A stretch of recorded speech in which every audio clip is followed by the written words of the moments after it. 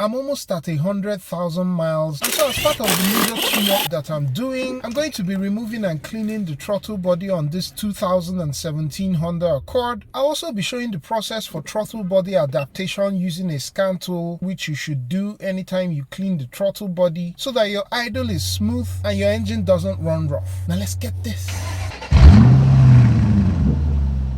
It's best practice to replace the throttle body gasket anytime that is taken off the car, and here's the part number. If you don't replace this, you may spring a vacuum leak, and on this car that is almost 100,000 miles, I didn't want to take any chances. We're going to be removing the upper half of the air filter housing, and so I disconnect the MAF sensor and unclip its wiring, and then loosen the upper intake hose clamp. I then undo these clamps and remove the air filter housing. Next, loosen the lower clamp and then wiggle the intake hose free. I undo the clip for this breather tube, and using hose pliers, I remove the hose. I free up the wiring for the throttle body by detaching these retaining clips. I initially tried to remove the connector for the throttle body, but it was proving difficult, and so I left it in place for later. The throttle body is held by 4 size 12 bolts, and so I removed those with my impact. Take note of these mounting brackets for the bolts on either side of the throttle body. Now that the throttle body is loose and I have more room, I use a fuel hose plier to remove the stubborn electrical connector. The last thing to free up the throttle body completely is to remove these 2 cooling lines. Expect a bit of coolant to spill, and the usual practice is to use the throttle body bolts to plug up the lines. This last one was a bit difficult to remove because of its location, but I got it done. With the throttle body out, you can see that the front face doesn't actually look that bad, and that's because I cleaned it some months back, but the rear is definitely dirtier. For cleaning, I'm using throttle body cleaner, a rag and a toothbrush. Now the important thing, since this is an electronic throttle body, is that you don't push the butterfly valve with your hands, as that could mess up the actuators or the internal gears. Now some people still go ahead to depress this by hand, but I don't do that. Another important tip while cleaning is to make sure that this black part that I'm holding never faces downwards. It contains the throttle position sensor, and if it's facing south, your cleaner is just going to run down through the track of the butterfly valve into the TPS, and that could mess up sensitive electronics. And so after cleaning, here's what the before and the after look like. It's definitely cleaner. Be sure to also clean the mating surface. One thing I didn't show is the cleaning of this mating surface on the intake manifold. Be sure to do that. And it's time to replace this old gasket. Again, here's that part number. If you don't replace this, you may spring a vacuum leak. Reinstall the mounting brackets, one on the left and the other on the right, and then guide in the throttle body bolts. At this point, I would reconnect this lower cooling line and then torque down the bolt. Torque is 22 Newton meters or 16 foot-pounds. Reconnect the electrical connector for the throttle body, bring in the intake hose, and then reinstall this inlet cooling line. Fit the intake hose on the throttle body and reconnect this breather tube. Clean out the air filter housing, replace the air filter, and then reinstall the upper half. Reconnect the MAF sensor and secure its wiring. Don't forget to tighten down the clamps for the intake hose. Now for throttle body adaptation, I'm using the XTOOL A30M, which I hook up to the car, and then go into service functions and select throttle adaptation. The reason why you want to do a throttle adaptation is that as dirt builds up on the throttle body, the ECM will need to use a learning value to adapt the relative position of the butterfly valve. And now that we've cleaned out all the buildup, we'll need to reset that learning value. I'll select absolute throttle. The device will reset the throttle position learning value. If the learning value is reset, the throttle body needs to be cleaned at the same time. We've already done that, so let's go ahead. Ensure the engine is off. You're either in park or neutral and the parking brake is applied, and I hit OK. The throttle position learning value has been cleared. Once you do this, it also goes ahead to reset the ECM, and because the ECM is now reset, we'll have to relearn the idle speed as well. For Honda, to relearn the idle speed, you just start the car, hold the RPM at 3000 until you get to operating temperature, which is between 90 to 95 degrees centigrade. You don't actually need a scanner for this bit.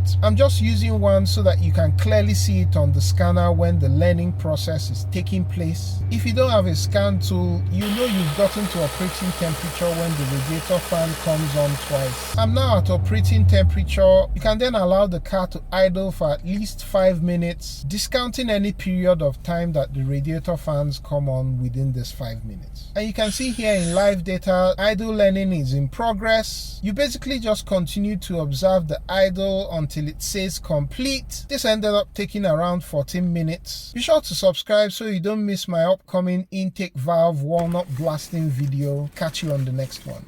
Peace.